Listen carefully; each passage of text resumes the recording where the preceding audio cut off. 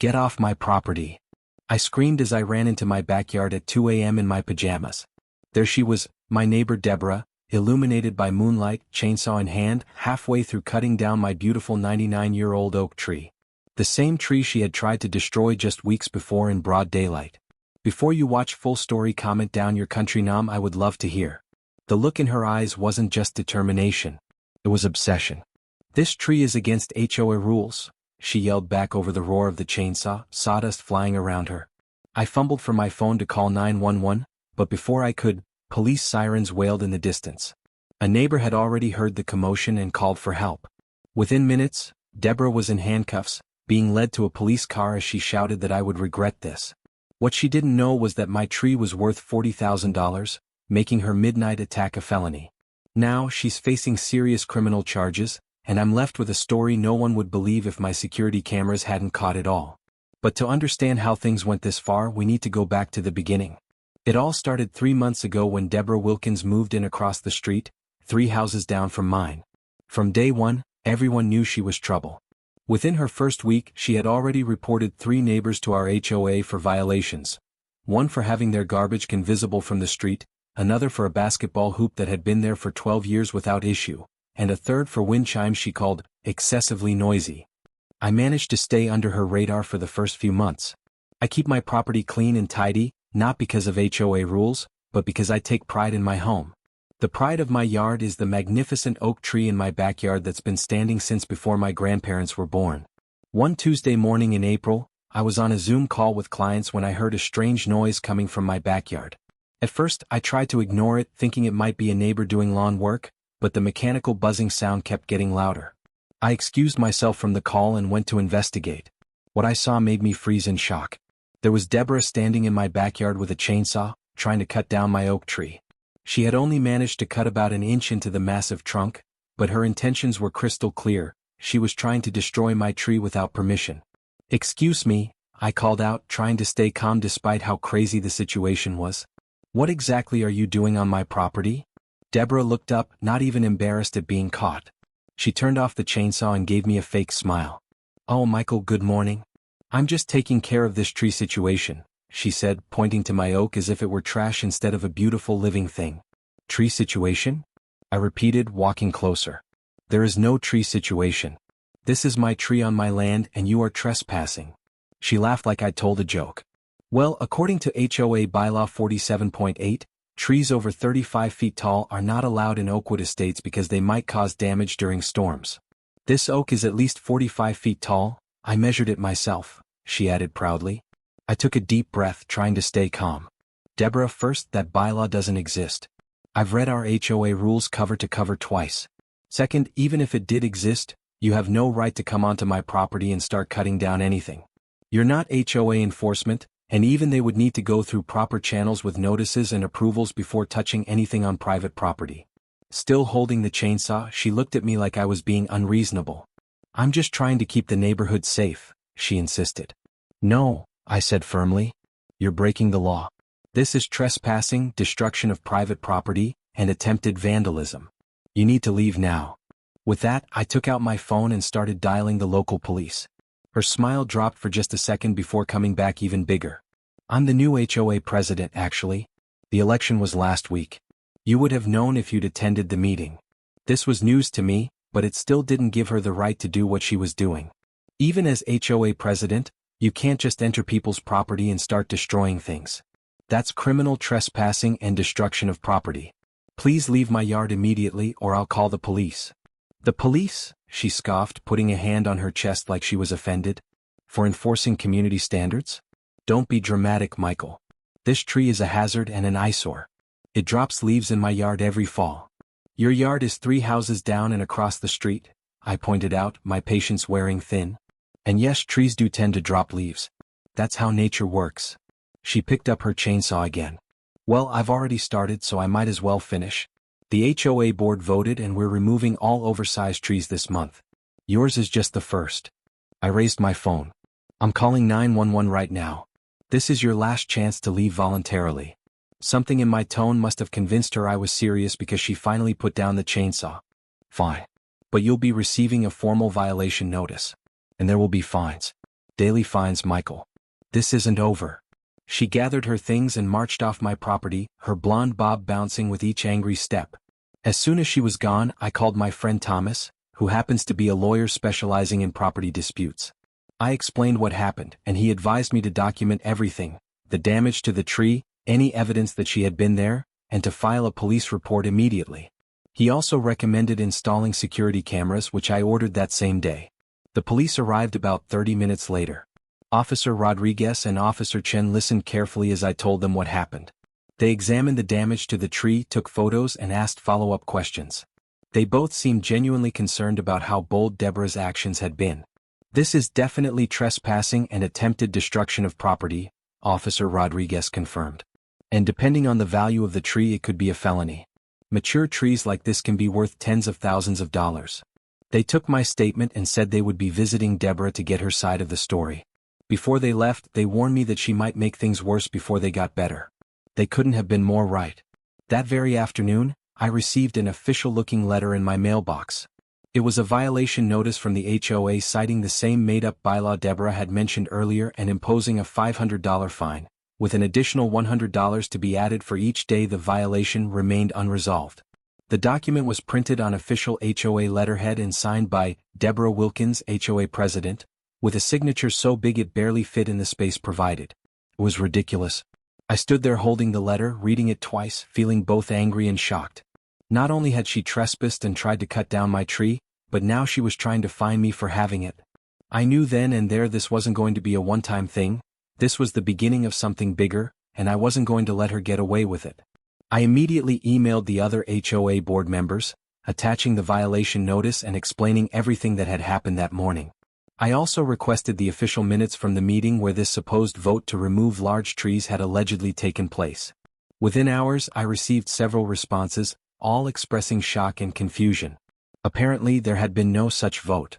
And to my surprise, a few board members weren't even aware that Deborah had been elected president because, as it turned out, she hadn't been. James Pfizer, who had been the actual HOA president for the past 3 years, called me directly. "Michael," he said, sounding both frustrated and concerned, "I don't know what Deborah is playing at, but she is absolutely not the HOA president. We had our quarterly meeting last week, yes, but the elections aren't scheduled until November. Deborah only volunteered to join the landscaping committee. That's all." Suddenly everything started to make sense. Deborah had somehow taken a minor role on a small committee and twisted it into a justification for assuming authority she didn't have. James assured me that the violation notice was completely invalid and would be formally cancelled. He also promised to call an emergency board meeting to address Deborah's behavior before it got further out of hand. The following morning, the new security cameras I had ordered arrived. I spent most of the day installing them around my property, placing extra attention on the backyard and most importantly my beloved oak tree. As part of my preparations, I also called in an arborist to evaluate the damage Deborah had caused and provide a professional estimate of the tree's value in case legal action became necessary. Dr. Patel, the certified arborist, came out that afternoon. She examined the shallow cut along the oak's trunk and gave me her assessment. "You're lucky she didn't get very far," she said, inspecting the bark with a trained eye. "The damage is superficial and shouldn't affect the tree long term. But if she'd cut even a few inches deeper, it could have weakened the tree structurally, making it more likely to split or fall during a storm." When I asked her about the value of the tree, her answer was nothing short of shocking. "This is a mature white oak, easily over 99 years old and in excellent health. Conservatively, I'd say it's worth around $40,000. In certain markets, specimen trees like this can go for double that." That estimate was more than just surprising, it was crucial. Not only did it confirm that any real damage to the tree would be classified as a felony, but it also fueled my determination to protect it from further harm. I thanked Dr. Patel and asked her to send me a formal written report for my legal and insurance records. Later that evening, I received a phone call from Officer Rodriguez. "Mr. Crawford, we followed up with Miss Wilkins about the incident," he said. "She maintains that as HOA president, she was within her rights to enforce community standards. When we informed her that the actual HOA president denied her claim and confirmed she holds no official authority, she became visibly uncooperative." "What happens next?" I asked. "We've issued her a formal warning for criminal trespassing and attempted destruction of property," he explained. "She's been told that if she steps foot on your property again or attempts to interfere with your tree, she'll be arrested." The district attorney is reviewing the case now to decide whether to pursue charges for the damage already caused. I thank the officers for their support. While I felt relieved to have the truth on my side, I still couldn't shake the feeling that this wasn't over. The next few days were quiet, almost too quiet. Deborah's house showed signs of activity, lights turning on and off, her car coming and going, but she made no attempt to contact me or, as far as I could tell, interact with any of the other neighbors. The HOA held their emergency meeting, officially censured Deborah for her actions, and voted to remove her from the landscaping committee entirely. 5 days after the chainsaw incident, I woke up to the sound of heavy rain and howling wind. A spring storm had rolled in overnight, bringing gusts strong enough to knock over several of the potted plants on my front porch. I spent most of the morning outside securing anything that could blow away and making sure my gutters were clear. Around noon, the power suddenly went out. I called the electric company and was told that a tree had fallen on a power line a few blocks away. Crews were already working to restore service, but it might take a while. With no power and nothing better to do, I decided to take a drive around the neighborhood to check for any visible storm damage. As I turned onto Maple Street, I noticed a small crowd gathered in front of a house. As I got closer, I realized it was Deborah's house. At first, I wondered if she was foolishly hosting some sort of event despite the weather, but when I pulled over and took a better look, I understood immediately. A massive pine tree from her front yard had collapsed completely, uprooted and crashed through the roof of her home. The damage was severe. A large section of the roof had caved in, and water was almost certainly pouring into the interior. I parked nearby and joined the small group of neighbors who had gathered on the sidewalk. Alina, one of my longtime neighbors, leaned over and quietly filled me in. "That pine has been dead for at least 2 years," she said. "The previous owners were going to have it removed, but they moved before it happened. Deborah refused to pay for removal, even after multiple people warned her it was dangerous." The irony hit me like a ton of bricks. The same woman who had trespassed onto my property with a chainsaw, claiming my healthy oak tree was a threat, had ignored a truly hazardous dead tree on her own lawn. And now her roof had paid the price. Emergency services were already on the scene. Fire trucks with their lights flashing were parked along the curb, and paramedics stood nearby. Thankfully, no one appeared to be injured. Deborah stood on her front lawn, soaked in a raincoat, waving her arms as she spoke angrily to a firefighter. Even from a distance, it was clear that she was not taking the situation well. I was just about to turn around and leave. I had no intention of intruding on someone else's crisis, not even Deborah's, when she saw me. Her eyes locked on mine, narrowed with fury, and before I could react, she marched across her soggy lawn, heading straight toward me. "This is your fault," she yelled loud enough for half the block to hear. "You did this." The accusation was so ridiculous that I actually laughed. "Excuse me? How exactly is your dead tree falling on your house my fault? You called in a complaint to get back at me." "I know it was you," she shouted, her finger jabbing toward my chest. "Deborah, I didn't call anyone about your tree. I didn't even know it was dead until 5 minutes ago. This is the first time I've set foot on your street in weeks." "Liar. First, you refuse to remove your hazardous oak and then you target me." She turned to address the growing crowd. "He trespassed on my property last week and threatened me when I asked him to trim his tree branches that were hanging over my yard." This bizarre reversal of the truth left me completely speechless. Thankfully, Alina stepped forward, having seen enough. "Deborah, that's not true and you know it," she said firmly. "Michael lives 3 houses down and across the street. His oak tree isn't anywhere near your property." Other neighbors began murmuring in agreement. A few nodded. Several of them had already witnessed Deborah's increasingly erratic and aggressive behavior over the last several months. But as expected, Deborah wasn't backing down. "He's been harassing me ever since I moved in," she continued loudly. "He's jealous because I was elected to the HOA board and he wasn't." Right at that moment, Officer Rodriguez arrived on the scene, likely due to the power line issue and the fallen tree. He recognized me immediately and approached the group, scanning the tension-filled gathering. "Is there a problem here?" he asked calmly. Before I could even open my mouth, Deborah launched into her fabricated story. She insisted I had somehow orchestrated the tree falling on her house as an act of revenge. The accusation was so outlandish that Officer Rodriguez visibly fought back a smile. "Miss Wilkins," he said, trying to keep a straight face, "are you suggesting that Mr. Crawford somehow caused this storm or that he convinced your tree to fall in a specific direction?" Put so plainly, her claim sounded even more ridiculous than before. Deborah seemed to realize it too and quickly shifted gears. No, but he reported my tree to the city as a hazard to get back at me. They were going to make me pay to have it removed. Officer Rodriguez raised an eyebrow. Did the city actually contact you about the tree? Well, no, she admitted, crossing her arms, but they were going to. At that point I felt I needed to step in and clear things up.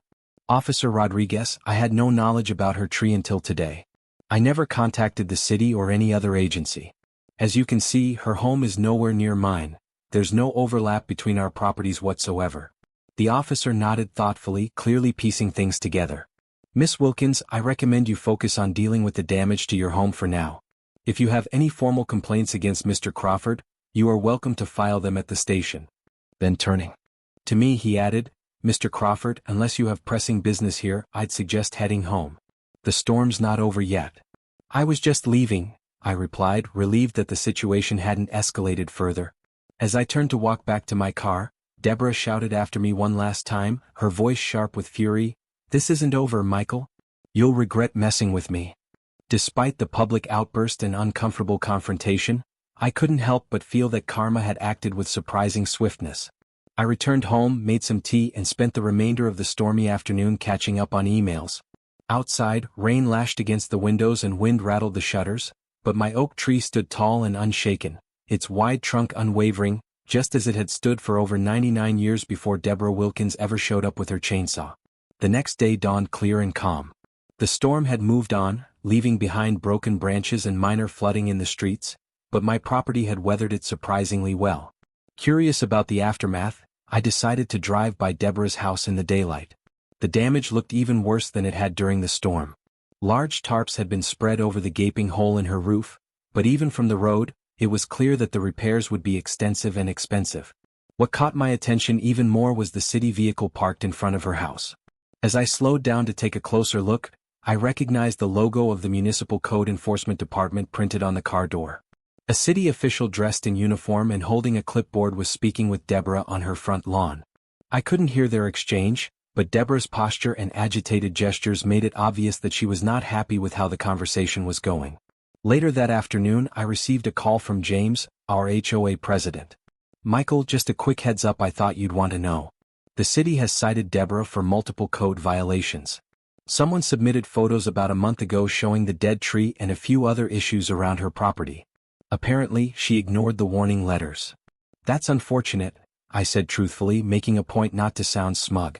Was it the HOA that reported her?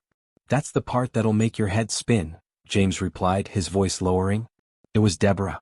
She filed complaints about nearly every house in the neighborhood, including her own, back when she was trying to convince the board to tighten property standards. She must have figured that if everyone got cited, it would strengthen her case for stricter rules. The city investigated all the complaints, but most were dismissed, except hers. The irony was astounding. In her eagerness to regulate and control the neighborhood, Deborah had inadvertently drawn official attention to her own neglected property. The next week passed without incident. Life slowly returned to its normal rhythm. My oak tree continued to show signs of healthy recovery, and my security cameras recorded no suspicious activity. Deborah had remained quiet, and I assumed, perhaps prematurely, that the entire situation was finally behind us. I still received the occasional neighborhood update, how the roof repairs were progressing, how Deborah was now avoiding most community events, and how the general mood toward her had shifted into one of polite avoidance. Then, on a peaceful Sunday morning, I heard a knock at the door. I wasn't expecting visitors, so I approached cautiously and looked through the peephole. Standing there was Officer Rodriguez, looking more serious than usual. Mr. Crawford, he said when I opened the door, I'm afraid I have some news regarding Deborah Wilkins. May I come in? Of course, I replied, stepping aside. Would you like some coffee? I wouldn't say no, he said with a small nod. We moved to the kitchen where I poured us both cups. As we sat down at the table, I could tell something was off. His usual calm demeanor was weighed down by a hint of discomfort. He took a slow sip before beginning to explain the reason for his visit. Last night, Ms. Wilkins was arrested for attempted criminal damage to property and criminal trespassing. At approximately 2 a.m., she was caught on your security cameras entering your backyard with a chainsaw. I stared at Officer Rodriguez, stunned. She came back to try again? After everything that's happened? He nodded solemnly. One of your neighbors heard the sound of a chainsaw and immediately called 911. Officers responded quickly and found Ms. Wilkins in your backyard, actively attempting to cut down your oak tree. She had already made it about halfway through the trunk by the time we got there. My stomach dropped at the thought. Is the tree? I asked, dreading the answer. The damage is significant, I'm afraid, he said. We had an arborist from the city examine it this morning. Based on the structural compromise to the trunk, they believe the tree will need to be removed. It poses a genuine risk of falling, especially in heavy wind. A wave of grief hit me. That oak tree wasn't just a part of my yard, it was part of my home, one of the reasons I'd fallen in love with the property in the first place. It provided shade in the summer, was home to birds and squirrels, and stood as a silent symbol of history and strength. Now, thanks to one person's obsession, that living monument was effectively destroyed. Ms. Wilkins is currently in custody, Officer Rodriguez continued. Because of the tree's value and the fact that she had been warned previously, she's facing felony charges. The district attorney is reviewing the case and is likely to include the prior incident as part of a pattern of behavior. I nodded slowly, still trying to fully comprehend the loss. What happens now? I asked. We'll need your official statement again, he said, and depending on how the case proceeds, you may be called to testify if it goes to trial. On the bright side, your homeowner's insurance should cover the cost of removing the tree and potentially planting a replacement. Also, you have a strong civil case against Ms. Wilkins for the appraised value of the tree, which, based on our last report, could be substantial. After Officer Rodriguez left, I stepped out into my backyard to see the damage firsthand. The sight made my chest tighten. My once majestic oak tree now bore a deep, brutal gash halfway through its trunk. The bark was split, the wood inside raw and exposed. Already, the higher branches were showing signs of strain, wilting slightly as if mourning themselves. Yellow caution tape had been wrapped around the area, warning of the hazard posed by the compromised tree. I stood in silence for a long time, hands in my pockets, heart heavy. It felt like more than just the loss of a tree, it felt like a violation of something personal and irreplaceable. As I stood there, footsteps began to approach. I turned and saw neighbors gathering quietly along the edge of my yard.